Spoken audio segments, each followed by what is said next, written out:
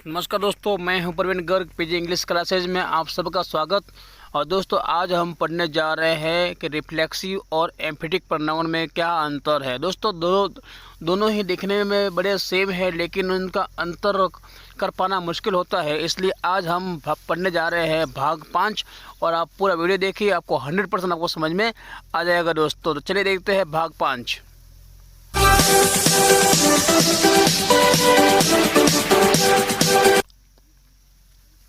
देखिए दोस्तों, जैसे को पता है कि पर्सनल प्रोनाउन के हमने फॉर्म्स पढ़ी थी। उन फॉर्म्स में दोस्तों I, my, me, we, our, us, they, their, them, she, her, it, its, he, his, him पढ़े थे दोस्तों। तो उसमें एक भाग और आता है जिसको हम सेल्फ लगा के जोड़ते हैं, जैसे कि myself, ourself, yourself, himself, herself, itself, themself. दोस्तों, ये जो सेल्फ वाला भाग है यही एम्फेटिक प्रोनाउन है, यही रिफ्लेक्टिव प्रोनाउन है। दोस्तों, यहाँ पर कहीं भी सेल्फ लिखा है, कहीं पर सेल्फ लिखा है। कारण ये है दोस्तों कि आपको पता है कि जब किसी नाउन के पीछे एफ और एफ ही आता है तो हम काट के वी ई एस लगा देते हैं। तो यहाँ पर सेल्फ एक वचन है और एफ आने से वी एस लगा, इसलिए सेल्फ बहुवचन हो गया। तो हम यहाँ पर सेल्फ और सेल्फ का प्रयोग करेंगे। जैसे कि वी के साथ में लगाकर हम बनाते हैं आर सेल्फ, ही वाली फॉर्म में लगाते हैं हिम सेल्फ, शी वाले में हर सेल्फ, दे वाले में देम सेल्फ और वी वाले में आर सेल्फ। जैसे कि आपके सामने आपके स्क्रीन पर लिखा है, जैसे कि लिखा है यहाँ पर आर सेल्फ, योर सेल्फ और देम सेल्फ। तो ये तीनों का तीनों प्लुरल है और प्लुरल में वी एस का प्रयोग होता है, जैसे कि अपने नंबर में सिंगुलर और प्लुरल में पढ़ा था। अब देखते हैं दोस्तों कि आखिर में इसमें अंतर क्या है। हम कैसे मालूम करेंगे रिफ्लेक्सिव प्रोनाउन और एम्फेटिक प्रोनाउन, जबकि दोनों में सेल्फ लिखा हुआ है तो पहचान करना मुश्किल है। हम देखते हैं, पहचान करते हैं इसके बारे में। दोस्तों, आपको पता है कि रिफ्लेक्स का मतलब छाया। इसका मतलब हुआ है कि आई के साथ में जब माई सेल्फ लगेगा तो छाया बन जाएगा।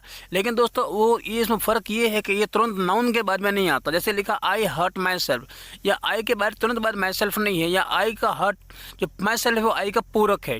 ये एक दूसरे का पूरक, एक दूसरे की छाया प्रतिबिंब है। यहाँ पर यू कट योर सेल्फ, तो यू के बाद में कट है, कट के बाद में योर सेल्फ है। यहाँ पर भी छाया है, क्योंकि दोस्तों जब दूर पड़ी होती है उसकी छाया पड़ती है। सी कर्सेज हिमसेल्फ, तो यहाँ पे दूर है, ये भी पूरक है, इसलिए ये सारे के सारे रिफ्लेक्सिव प्रोनाउन है। अब देखिए दोस्तों, यहाँ पर लिखा है I myself cut the cake, he himself washes the clothes, they themself threw him. दोस्तों, इन तीनों सेंटेंस में एक कॉमन चीज़ ये है कि यहाँ तुरंत नाउन के बाद प्रोनाउन के बाद में माई सेल्फ लगा। यहाँ पर आई के बाद माई सेल्फ आया है, ही के बाद हिमसेल्फ आया है और दे के बाद देमसेल्फ आया है। इसका मतलब ये है कि ये एम्फेटिक प्रोनाउन है। रिफ्लेक्सिव प्रोनाउन और एम्फेटिक प्रोनाउन तो ये अंतर है कि अगर नाउन और प्रोनाउन के तुरंत बाद में अगर कोई मैसेल वाला पोर्शंस नहीं है तो वो रिफ्लेक्सिव प्रोनाउन होता है दोस्तों। और यहाँ पर प्रोनाउन के बाद तुरंत बाद में माई सेल्फ वाला या हिमसेल्फ या देमसेल्फ या सेल्फ वाला पोर्शन आया है तो ये एम्फेटिक प्रोनाउन है। आगे हम देखते हैं, जैसे कि लिखा है I hurt myself, I myself the cut the cake. देखो, यहाँ आई और हर्ट फिर माई सेल्फ है तो ये रिफ्लेक्सिव है। लेकिन यह I myself cut the cake, या माई सेल्फ तुरंत आई के बाद में आया है तो ये एम्फेटिक प्रोनाउन है। तो पहचाना बड़ा आसान हो गया, आराम से पहचान सकते हैं कि कौन सा में से रिफ्लेक्सिव है और कौन सा एम्फेटिक है। हम और उदाहरण के जरिए बताने के प्रयास करते हैं दोस्तों। जैसे कि लिखा है it was said by the teacher himself, तो यहाँ पर टीचर के बाद हिमसेल्फ आए तो एम्फेटिक प्रोनाउन हो गया। और यहाँ लिखा बिहेव योरसेल्फ, तो यहाँ पर बिहेव से पहले यू है जो अंडरस्टूड है, लिखा नहीं जाता दोस्तों इसको। तो इसका मतलब ये होगा यू बिहेव योरसेल्फ, तो यहाँ पर भी रिफ्लेक्स पड़ रहा है, यहाँ पर बीच में वर्ब आई हुई, इसलिए ये भी एम्फेटिक प्रोनाउन ये भी रिफ्लेक्सिव प्रोनाउन हो गया। तो ये फ़र्क है एम्फेटिक और रिफ्लेक्सिव में।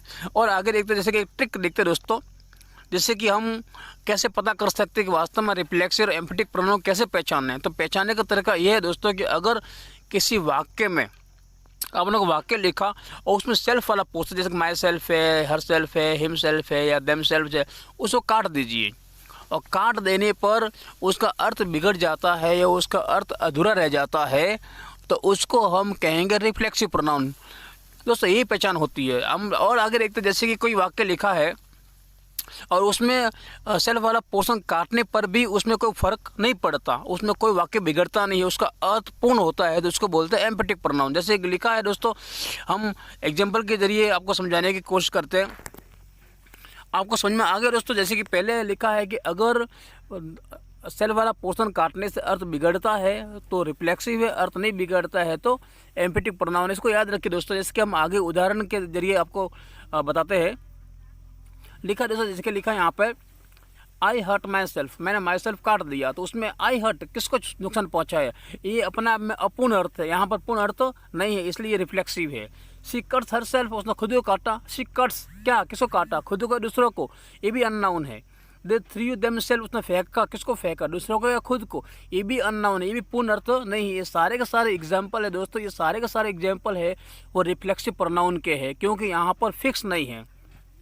आगे हम देखते हैं, जैसे कि लिखा है I myself cut the cake, या मैंने माई सेल्फ काट दिया, आई कट द केक लिखा, फिर भी इसका अर्थ पूर्ण है, अर्थ नहीं बिगड़ा दोस्तों।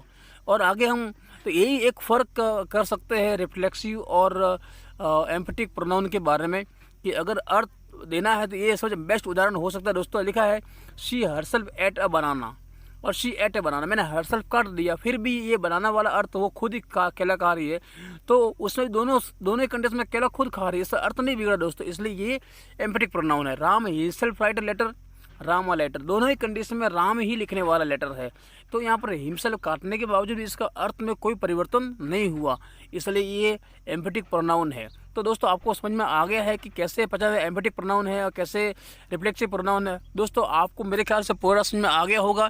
अगर ये आपको समझ में आ गया है तो प्लीज़ को शेयर कीजिए, लाइक कीजिए, सब्सक्राइब कीजिए। दोस्तों इसमें समझाने का पूरा प्रयास किया है दोस्तों। आज बोर्ड अवेलेबल नहीं था, इसलिए तो दुख भी है मुझे भी, लेकिन समझाने का पूरा प्रयास किया है। कल वापस मिलेंगे एक नई वीडियो के साथ में, तब तक रहिए, घर पर रहिए, सुरक्षित रहिए।